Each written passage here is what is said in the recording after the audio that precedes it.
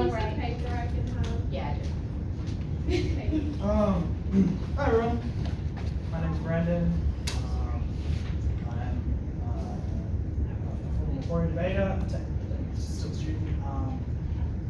I haven't come to internals for a while because I work on Mondays, but I've been debating for an unhealthy amount of time and coaching for also unhealthy amount of time. So I'm here to talk about Australs style. I didn't realize Australs is a blog, so that sounds awesome. You should definitely go. Especially if you're young, that people should take risks. Okay, so Australs style. I'm going to give this presentation and give some credit to Oscar Chaffee, who's a debater from the University of Sydney, who I stole a lot of his material from. So Australs style is open, which means there's no pros, there's no pro status, so you can get all pro teams, things like this. The motions are usually harder. You expect more niche, often Asian geopolitics and geoeconomic stuff. You've got to do your reading and so forth for this. And it has this funny thing called replies, where, as you can see from the diagram, which is from Oscar's presentation, you have a sort of after 3M, you have what's called a neg reply, which is a 4-minute long, shorter kind of review speech or analysis speech of the debate, and then you have af reply. And I guess, let's see if I can, what I have here. Oh yeah, I'll briefly remark about difficulty in a second. But before I point out something I'll just talk briefly about replies, I want you to think about replies, as I talk about them, as kind of imagining that the two reply speakers are panelists in the debate. And they have an agenda, they have a team they believe that is one, obviously their team, and they're trying to persuade the adjudicator, like you would if you've been a panelist and you disagree with your chair, the chair thinks af is one, and you're pretty sure neg is one, you're trying to persuade them with that. It's a similar kind of mindset. And I guess that's the kind of mindset I want you to think about. So imagine that you have I don't know what this is. Cool.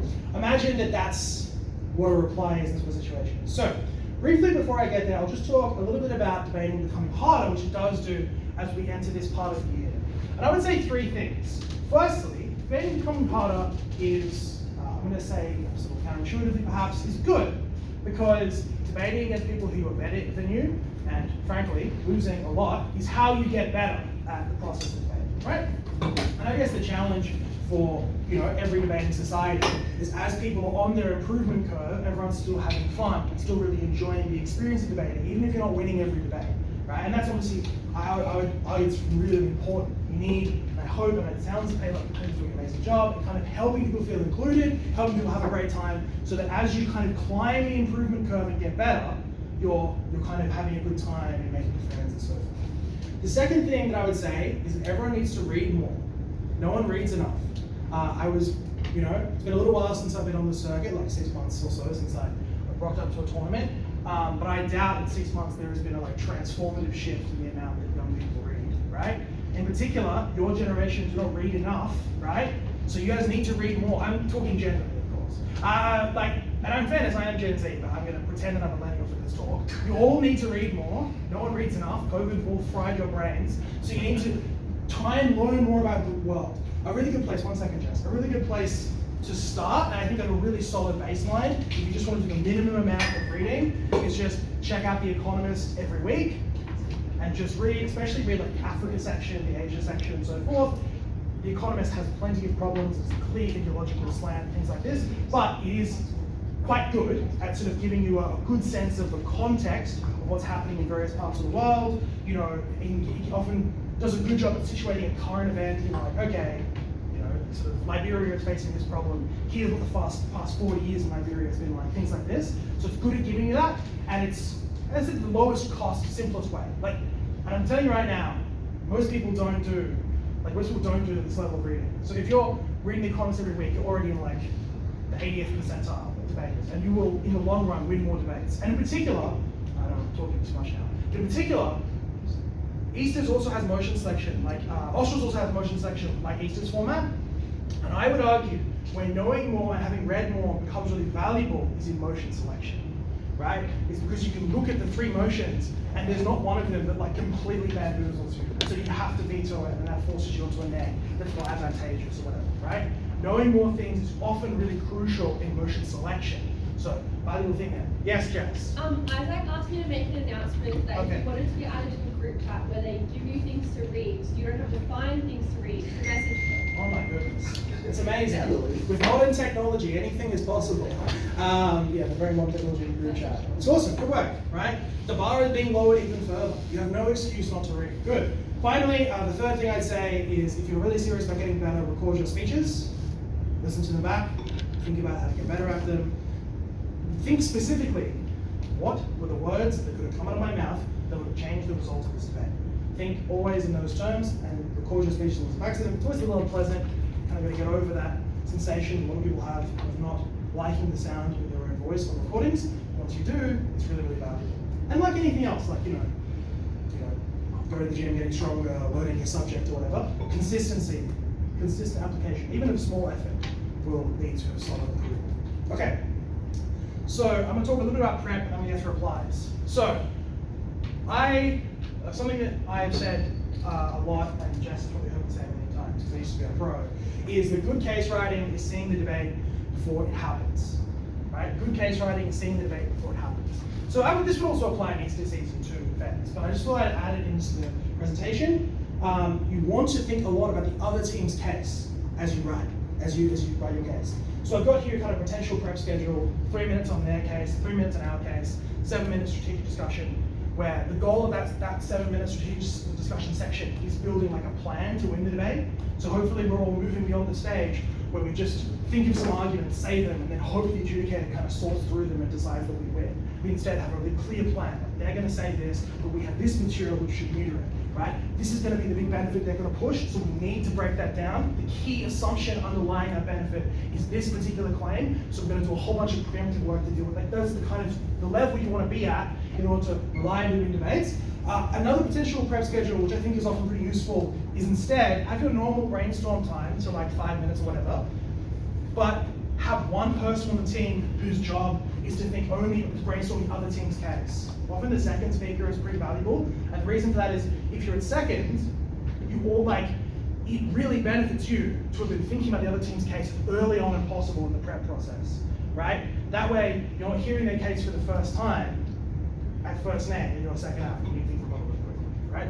So, in general, think about the other team's case as much as possible. Great. Yep. So it's 25 minutes for Australs? Maybe the numbers there were wrong. It's 30 minutes. 5 minutes is normally your topic selection. Yes, 5 minutes is usually topic selection. Thank you, Jess. Okay. So, reply speeches. This is the big difference between Australs and this style. So, cannot be given by the third speaker by convention. The maximum speaking time is 40 minutes, and they're scored on a range of 35 to 40.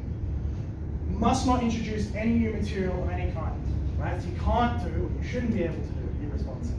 As I'll talk about in a second, the theory of reply speeches is often different from the practice. But I'm telling you right now, don't introduce new material in replies. Okay, as I hinted at just then, reply speeches are often judged inconsistently. And there are a couple of reasons for this. One is that everyone, especially the judges, does what I'm telling you not to do here, which is kind of ends up treating them as like a shorter version of a normal speech. Also, I'm saying this to be fair to judges, it's like debating is really dense and kind of places a big cognitive load on any individual adjudicator. Like when you think about it, if you're watching a debate, like if you watch a soccer match, you actually don't need to be that imaginative or have a great deal of capacity for abstract thought to understand what's going on, because it's visual, right? You can see who's winning.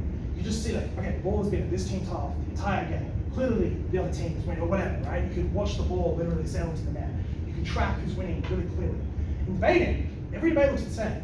Every debate, one speaker gets up, they talk, next speaker gets up, they talk, right? The entire debate, in effect, the soccer pitch, is inside the adjudicator's head. And so they have to do a tremendous amount of kind of conceptualization and imaginative work to understand your claims, understand what you're trying to say, contextualize them, track everything, right? They're doing a lot of mental work. And so when they, after 6 speakers, they kind of like, they're not necessarily at their best to assess the replies, right? So I'm going to talk about judging first, because judging is kind of upstream from speaking. What judges want ends up affecting what speeches get rewarded, and everyone's copying those kind of speeches and so forth. So let's talk about judging reply speeches. The other thing is, a lot of you, I don't know this, but I suspect at least some of you are going to adjudicate mainly in Austral season. Like you maybe don't want to speak so much, maybe it's your first year, you've done ACEs, now you want to do some judging, etc. Totally fine. In fact, I think it's a pretty classic move for a lot of first years to go and judge at Australs in their first year, to build experience and so forth when they speak. Totally normal. So I'm going to lead with judging first, right? 3 broad points when judging replies. 1, be very, very, very skeptical of what I call meta commentary. And I would say the more debating you do, the more you realize how much of people's speeches is just like nonsense, just making claims about the debate in a very self-serving fashion. Like how many times did you hear at ECs someone say, and they never responded to this when you in fact had? How many times did you say, and they never responded to this when you weren't sure? They probably did, maybe you forgot, whatever, right? How many times do you sort of make assertions what the team has said, right? That kind of meta commentary, as a judge, you have to be really, I think, really skeptical of it all the time, right? Because obviously, 1, speaking is incredibly self-serving. You cannot be relied upon to accurately assess the debate they're reading. They're clear interest in this. But 2, they're in a debate.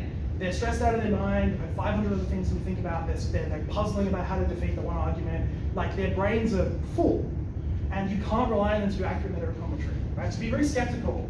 If your reply speech is like, repeatedly asserts that a team didn't respond to something, and I would say it's especially true if they're like a very good debater, they sound very good, you need to be skeptical, you need to go back through your notes, right?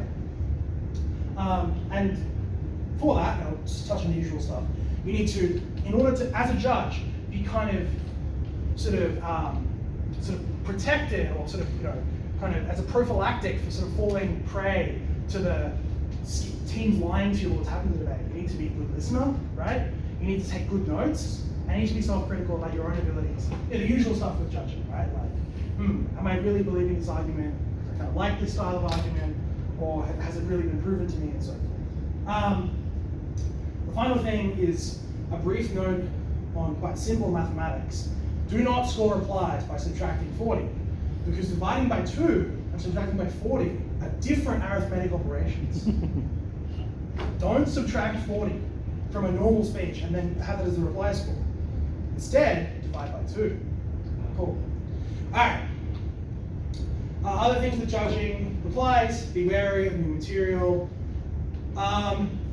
Attempt to think about replies differently.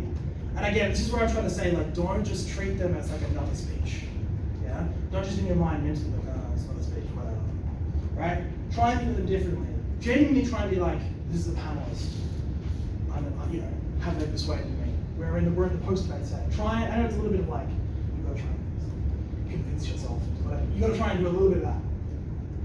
The thing I'd say is, track who you think is winning and why. I think this is generally just really good practice for judges. So like after the first 2 speeches, first half, first name, you're like, who's winning? Then after second half, you're like, do I think second half is winning? How much do they move the needle? Oh, it's closer now. Nate's still winning, but it's closer. Or actually, they didn't add very much. There was very little new things said in that second half speech. Not a very good second half speech. Nate is still clearly ahead, whatever. Track it, and by the time you get to end of 3N, you should have a pretty well calibrated, even if it's not like, you don't have to be 100% confident. You shouldn't be, probably. But you should be like 70, 80% kind of like, I'm pretty sure Nate are ahead here. Or I'm pretty sure Alpha are ahead here. And then the replies, like, they can maybe narrow the margin. But it should take a really special reply to flip the results. Does that make sense? Unless the debate's really close, in which case then you're like, okay, the debate's really, really close. Let's see what the reply said. Does that make sense? Like, have a sense of how the 2 teams are kind of in the race and how far the gap is between the 2 and who's winning. And then when the replies come, that kind of gives you a context where you can accurately assess the reply. So, okay, and it's actually really good feedback as well for a reply speaker. Like, listen, I thought Alpha was ahead by this point. You did your best. I thought maybe you narrowed the debate a little, but ultimately it wasn't enough. I needed to hear this and this. That's really good feedback for a reply speaker. Yeah? So track who you think is winning and why. Okay. Now we're getting on to speech. We're going to talk about how to judge replies, how to think about replies. Now let's talk about how to, essentially on the other side of the ledger, how should we give replies?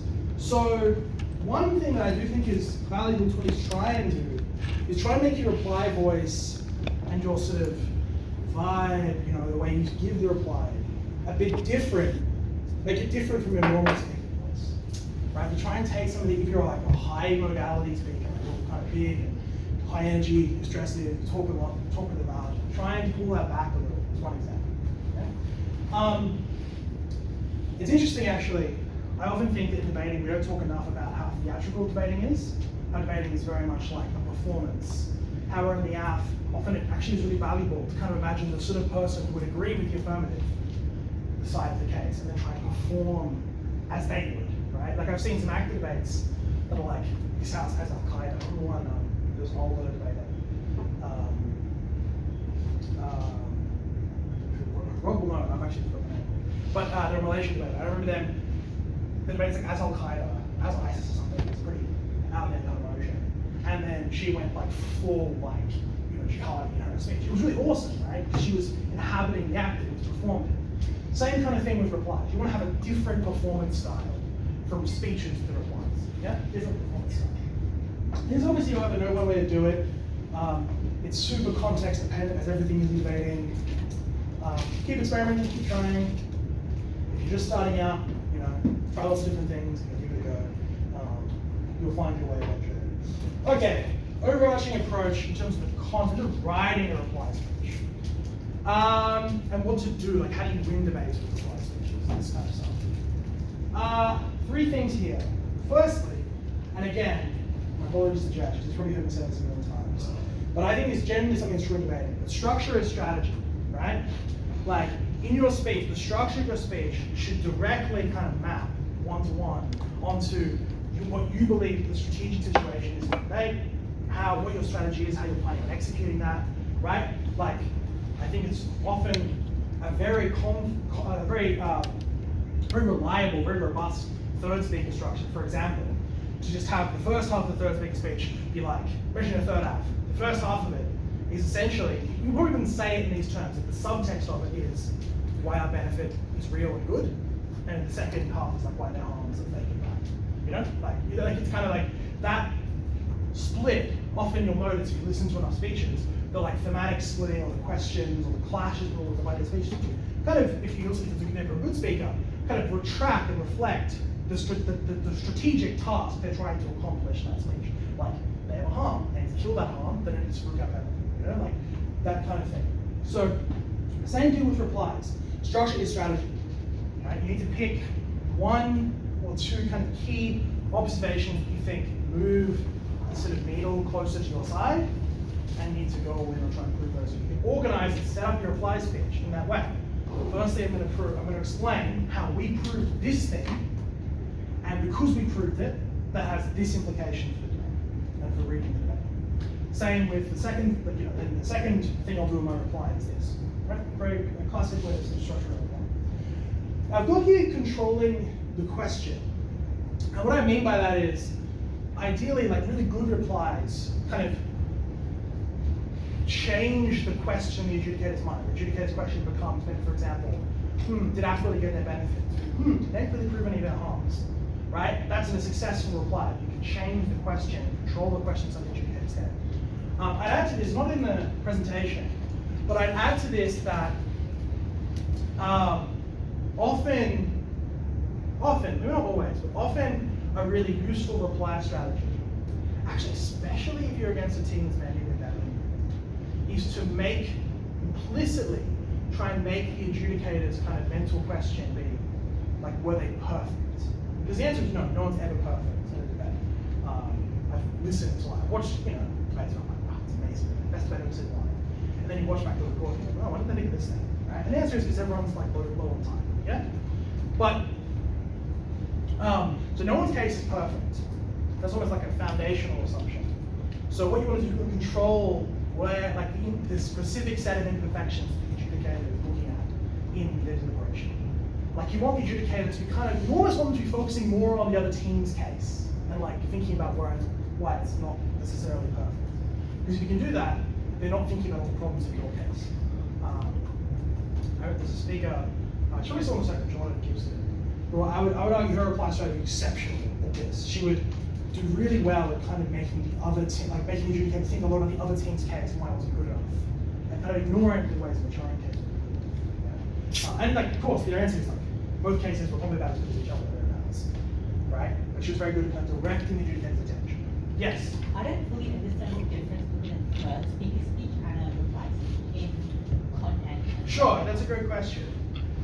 So the answer is in Easter's format, probably thirds are maybe like a little bit more reply-like, because there's no reply, right? Whereas in Australs format, thirds can afford to be a little bit more just like dumping a heap in your rebuttal, right? And I'll get to that in a second, but you obviously, when you're speaking in reply, so if you're second or first, and you're speaking in reply, it's good if you have a strong relationship with your third speaker, and you kind of coordinate, like what's going, they're going to prove, they're going to go after this, they're going to really dump a whole bunch of bubble here, but I still need to explain, our benefits seems a little shaky, so I just need to do some work and try to explain those. So yes. So, can those speakers introduce new substantive in this format? No. Or still no? I actually have, I don't know why. No, don't worry about it. I think about it, there's actually a decent chat on speaker roles and how it works. Here's what I would say. Everyone agrees, the job of the first speaker, right, is to just say as much of the case as possible, right? We all agree? Yeah? The job of the second speaker is to kind of like attack the other team's case. And then also, I think do one of three operations. Sort of defend or kind of rebuild our case that's been damaged. Deepen our case, kind of add layers of analysis to claims that we've already made. Or make fresh claims, so extend our case. Does that make sense? There's kind of rebuild, deepen, extend. Yeah? Rebuild, deepen, extend. The three sort of options for a second speaker in terms of adding fresh material. They can rebuild, deepen, extend. And of course, like, argue rebuild, deepen, similar, don't worry about it. Just kind of assume those are the three jobs. Third speaker can't extend. There should be, think about it this way, there should be very few like unfamiliar nouns that have not already been debated in the third, right? If the debate's about tax policy, and no one's for some reason talked about the growth implications of the particular tax policy, and then the third half spends like half, their speech is about growth. If I'm an adjudicator, I'm suspicious. That sounds like fresh substantive to me, Because the reason I make this distinction is like often third speakers, there's a real gray area because third speakers kind of deepen sometimes. They add flesh and life and detail and context to a set of claims that have already been made. And it's like a real gray area, like, oh, is it fresh substantive or not? For me, the easiest way to think about it is like, second speakers can inject a whole bunch of new nouns into the debate, right? They can inject a whole bunch of like claims around, a second speaker can make an argument about growth, right? No one had mentioned the word growth in the debate so far. A second speaker is totally within the rights to do that. A third speaker, probably not. An obviously reply speaker, absolutely not. Does that make sense? Cool. All right. And then finally, just like with third speakers, the better the case, the easier the reply.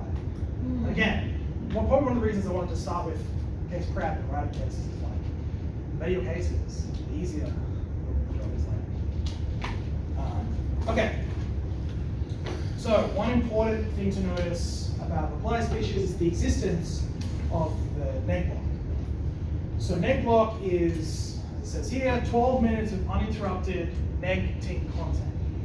And so as a result, app reply is kind of all about trying to counter neg block. Yeah? And also having has strategic implications too. Like, think about third app. Like, if after third app, you're neck and neck with neg, are we worried if we're app? Yeah, because they're going to get 12 minutes of content. And then even if your app reply is really good. So the implication for Austral style is, if you're an app, you need to be dominant early. You need to kind of have them on the back foot.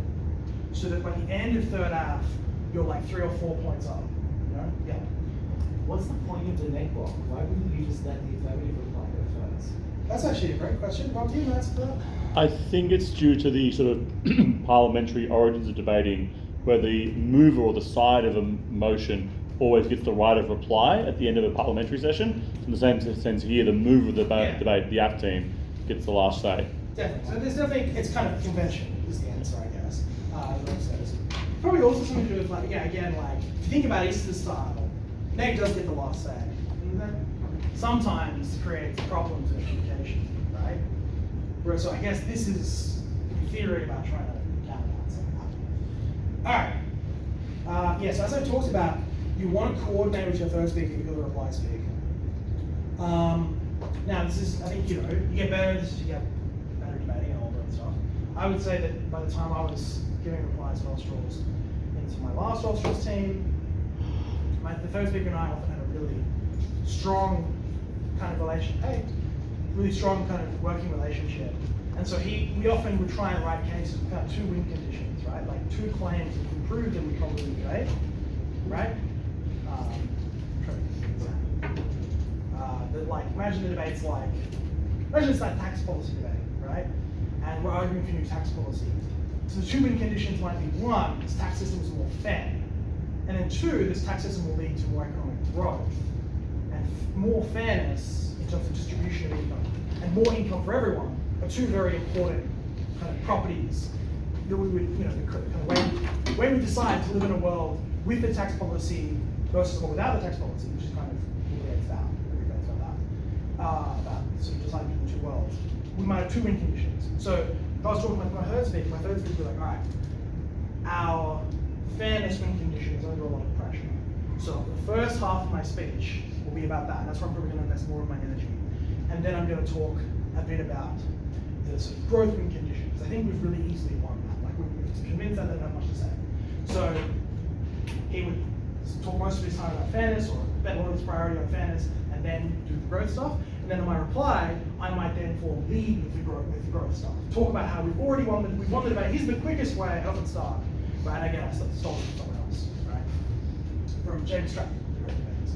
But he often starts replies with, I'm going to start this reply by talking about growth, because that's the fastest way the team can do it. You know what I mean? And then you do that, and then I'd talk about fairness. And you can always try to counterbalance. So, like, working with your third speaker and your reply speaker, often it's really nice if you've got sort of two win conditions, like I just sort of described.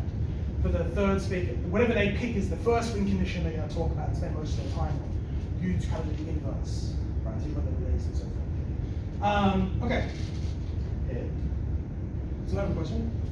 No. All right, this is the final thing. Yeah, this is my big three, like, kind of tips, I guess, or thoughts about, as someone who's kind of come out the other side of doing a lot of reply speeches. Three things. Firstly, as you get on and the debates have stakes, and you also really want to win, you often feel yourself being very irritated as you're about to give a reply, because the other team is saying all this stuff. They're saying you never respond to this. They're saying you never do material on that, or they're just misrepresented. Like, you had an argument and you thought it was pretty clear what you were trying to prove, and then they misrepresented you, either deliberately or not deliberately, and you end up irritated. At least I often found it. By the time you're giving the reply, you're often angry. So my advice is really try and, well, it's actually a little mixed. I would say in general try and control that. Irritation isn't bad. Not always the greatest thing to have when you're about to give a reply, because it's got to be controlled. It's more of a harmless, reflective way. But if you can direct that anger, if you can channel it in that direction, anger can be a very powerful tool in debating. In the same way that, again, because debating is fundamentally, I think, quite theatrical. And think of it, if it wasn't, right? If all we cared about was arguments, we'd just write long essays to each other. We don't. We like to get in a room. We like to constrict our time. And we like to shout at each other, right? That's theatre. We like the in the room theatrical element, right? We're interested in that. We're interested in the sort of, yeah, the sort of grubbiness almost of real deal persuasion, being in the room, swinging someone over to your side. And so, what I'd say is anger can be really valuable, but I think in general, don't, and this is my second tip, don't let anger rule your head when you're giving a reply. Because often, what happens when you're mad, the team hasn't listened to you properly, and you had a really nice case that you thought you had put a lot of effort into, and they didn't respect it. If you go in with that attitude, you end up giving a speech that's trying to balance the ledger. It's trying to just like correct half a dozen irritating things that they say. And actually, I think that's often just not very persuasive. It's not very persuasive because when you're giving it, hey, you're obviously really in your own head, you're really in your own side. You think you're obviously right. The adjudicator often has a very different perspective. The adjudicator often doesn't see it that way. It's a mistake to go angry. I think it's much better, and this has been my overall feedback for apply, is try and tell a story about why your team wins. Like, the reason we win is because the whole thing the opposition wanted to talk about was, you know, we did a debate once that was like, it's like as Taiwan, we moved to, well, as China, as the CCP, we moved to slowly abandon the policy of reunification of Taiwan. Right, that was the debate. And there was I think we were half, his name was Neg. And Neg spent a lot of time saying like, no, like, actually quite close to China in a variety of ways. We can, as the Chinese Party, eventually win them over or something, right? And they talked about how we shouldn't give up because we're actually kind of close. We don't need to invade. You know, there was a whole question of like, would China eventually achieve this? Because that was a big component of our case and so forth. But a big thing that negative team missed, and I gave the app reply, and I pointed this out, is they just should have failed. A key premise was missing in their case. It was failing to explain why Taiwan would want to reunite with China, because they kept kind of insisting that it would be a good idea, and that China would benefit, and it would be, you know, valuable, and we wouldn't need to abandon it as a result. So, telling a story, a convincing story about the debate, like, AF should win because, well, you know, Neg, I think it's better to frame it around, Neg can't win because there was this one important assumption they didn't put, or there was one important AF claim they didn't respond to, or whatever. The building replies around one kind of tactical misstep the other team made, and really trying to sell that and sell a single coherent story is a much better approach than going into the reply like really angry and trying to correct every, you know, misleading thing the other team said in their case. That's my general feedback. And final step is write your replies out word for word. Unlike other speeches, it is really important to write, I think, to write your replies out word for word in order to achieve that kind of storytelling, telling a story about the debate style effect. You want to be really controlled, and you want to be like, there's one very simple reason why AF can't win is they failed to prove this assumption, or they failed to respond to this point or whatever. So in general, that's what I'd say. I think, yeah. I don't think there's anything else I'd say. Yeah, definitely try to tell a story with slides, so try to balance the lecture. I have one story to tell, but yes? Yeah, so you said writing out word for word is good in terms of replies. Do you get time, like special allocated time to do that? And if so, how much? Nope. You don't make it happen. Okay. Now, that is why it is valuable to speak first, if you're going to be a reply speaker. Being second is possible, it's totally doable. But it is helpful if you're first. First half, you actually have quite a bit of time. Think about it. Every speech is 8 minutes. And there's first meg, second meg, third meg reply. Each of those is like 8 minutes. You won't have actually quite a bit of time to work out. I wouldn't start writing out your reply word for word if I was first half until third half, second meg. Something like that. So, yes. Wouldn't you say that like this like tell a story of one reason strategy is a bit risky if there's not really an obvious hole in another team's case? Like, because what if you end the debate with like, we win the debate because of this one reason, and that's all the reply we get. Okay. The indicator's like, no. So, I mean, that is a risk. I'd also reject the premise of the question though. Like, every team has flaws. There's no, I've never seen a flaw. Or like, probably rarely, maybe. Definitely not like, it's a very rare occurrence.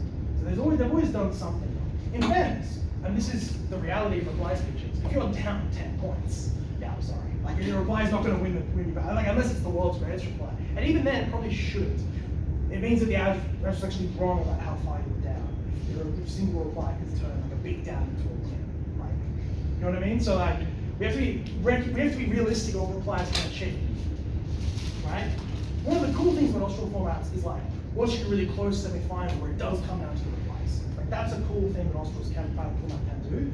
But I think it's a mistake to believe that every reply is going to be like, I mean, when I did Australs, and I did a pretty good Australs run one year, maybe grand final.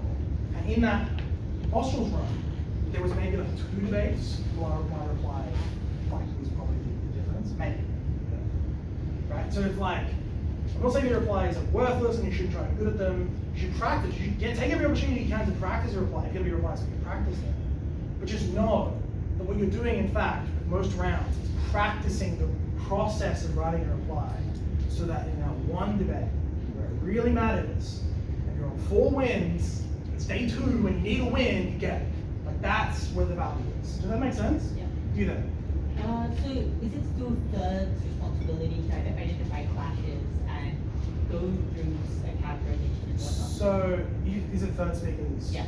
Do they still like identify clashes and go through the motions, or is that for the How do I answer this? I would say, yeah, like why wouldn't? Yes, it is. I would say beyond that, I'd say it's like the whole team. Like a clash, and this is my whole thing with writing the case. Writing good red case when I see that before it happens. Like, you walk into a debate not knowing where the clashes are, I'm concerned for you, right? I'm not saying you're gonna lose, you could very easily win, like, what's gonna happen? But like, generally speaking, if you're at a tournament, most of the time you walk into the room and be like, we've got some arguments, but I'm not sure what the key clashes in the debate are. That's concern, right? You want to do the case writing ahead of time. You want to spend, honestly, like a lot of time. I remember there was, the reason why I got that prep schedule from a guy who won Australs and launched that speaker. I remember giving me feedback after the debate once, and he told me about what his team had done in winning Australs. And it was like, admittedly they were very good, so obviously caveat there. But they spent like 10 minutes actually writing the first speaker speech in the case. They spent a lot of time talking about, like, this is their claim, this is our claim. Planning, right? That strategic discussion phase, generating a plan to win the debate is really, really valuable. I really can't recommend enough if you start to get into the habit of thinking a lot, almost as much, almost, about the other team's case as you do in your case. Yeah? It's not always easy, especially if it's a topic that you're a bit vexed or confused by. If you're under pressure another way, it often is hard, right? But it's a good habit to try and work towards, because it means that you write better cases, which means that winning debates is a lot easier when you have a good case. I guess that's my big take, one of my big takeaways. It's really hard to win the debate when you've got 4 cases. People often want to know, like, oh, I'm down, and I'm speaking third, and we're losing, how do I win? The answer is like, well, it's gonna be tricky. You didn't run a good case, so it's like you gotta be, you're gonna be under pressure. It's not impossible, but it is tricky, right? Yeah, so writing out word if you can, yes. Is the reply speech meant to be more of a rebuttal speech, or is it meant to be kind of No rebuttal. That's why you weigh everything? No rebuttal. Just for 1 second. No rebuttal. Oh. It's not rebuttal. It's not rebuttal. It has to be instead kind of like, restrict yourself. Like, think about it this way. In my ideal world, speeches would have a minimal amount of meta commentary, unless you're really good. Only the best should be allowed to do meta commentary. Everyone else should be banned, in my opinion. You should just focus on making arguments and rebutting arguments. Most people are not good enough to rebut meta commentary, in my opinion, right? Replies are the one place where it is meant to be entirely meta commentary, right? And I think in particular, limiting yourself to like 2 big, so when you said earlier, oh, it's 1 big thought on the case, that's very risky. Like, you should have 2, have 2 big thoughts. Like, they can't win.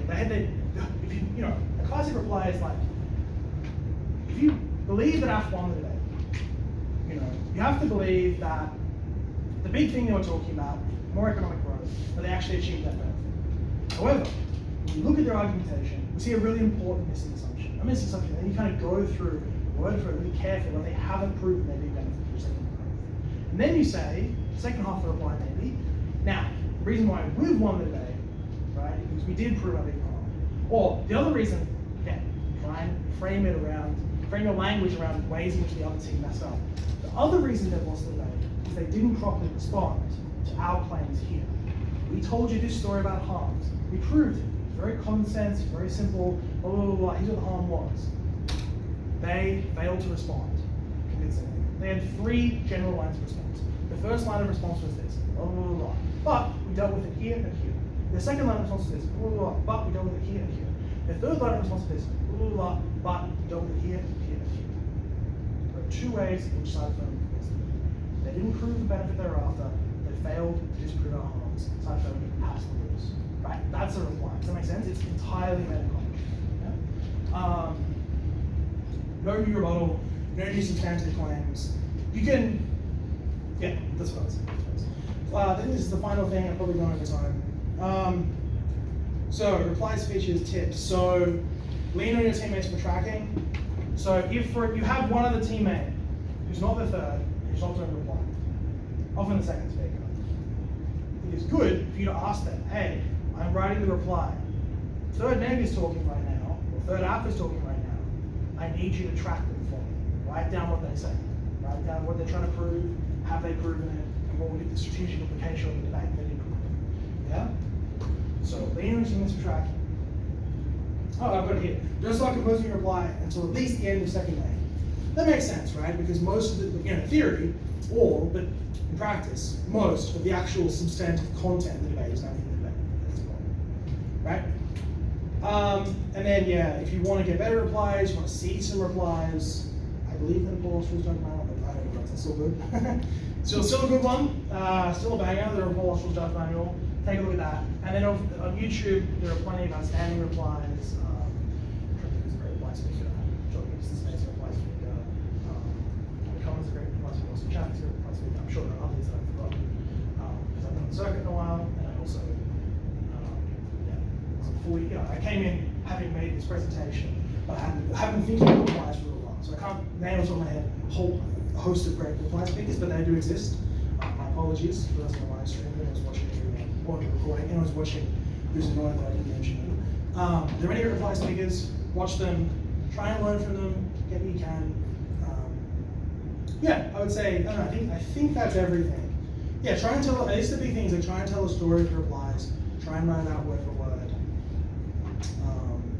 And just be conscious of how your internal experience of a debate is really different from the actual, what it might look like to you later. Maybe I'll close with this, my final example. The last Australs I ever went to, I crashed out in the quarterfinal, which was a really ugly and unpleasant experience for me. And for a long time, we were pretty sure that we'd been kind of like, we got unlucky with the judging, right? And we're pretty sure. That was the whole narrative my team and I had essentially built a whole, sort of story in our heads about why we crashed out of that Australs. Was we were a great team, we got unlucky with the judging. And then this is like years later, after that, I watched that debate again, and we lost. Clearly. We made a big mistake, in fact. We had prepped a very similar motion, like the night before, because it was an outlier. We prepped a very similar motion, and we relied on the fact that we'd done a very similar motion. We transported some of the arguments across to a fresh debate, which is a really common error. And that's the thing about debating, right? At the top level, it's the same errors that lose you debates at the bottom level, right? Like, I coach kids debating. I watched, like, earlier this year, or late last year or something, I watched my kids lose the exact same way. They prepped a motion in training. It was very similar to the motion that was set, right? They tried to reuse all the arguments and they lost. Exactly the same, right? So, what I'd say is that I think there's two implications there. One, the experience you have when you're in the debate is something very different from how it looks on recording. So it's really important, for example, to not go into a class which is angry, to convince, we've got to correct record. You need to try and emotionally get some distance there. That's the first implication. The second implication, I think this is really valuable, is like you'll come up against amazing teams full of really, really clever people who have done hours and hours of debates, debating coaching, and they went to really private schools and all that stuff, right? At the end of the day, they're just three kids in a room like you. And the way they lose debates is the same way that you lose debates. They forget to prove something that's obvious, right? They rely too much on arguments that work in a different debate and they inappropriately try to apply them to this debate, right? They just didn't do enough response, like whatever it is. They lose debates in the same way that you do, right? Which means they're evil. Even though they sound really good, they look really good, all the rest, they're very, very evil.